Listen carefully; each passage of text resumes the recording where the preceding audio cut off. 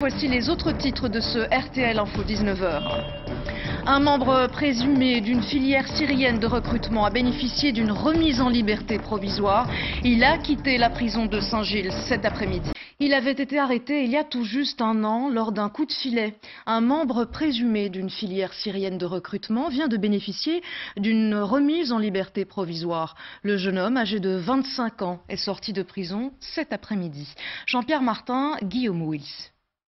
Le jeune homme est sorti de prison en fin d'après-midi. Le 24 février 2014, il avait été interpellé lors d'une vaste opération policière visant une filière de recrutement vers la Syrie.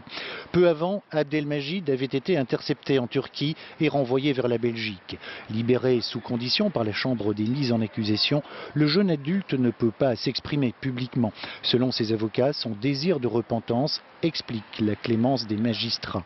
Il a expliqué lui-même devant la cour et lors de nos échanges que lorsqu'il sera libre, donc aujourd'hui, lorsqu'il sera en contact avec d'autres personnes, des amis d'enfance, des gens de son quartier, les communes sensibles, qu'il leur expliquera que partir là-bas en Syrie, c'est se fourvoyer et c'est foutre sa vie en l'air en réalité.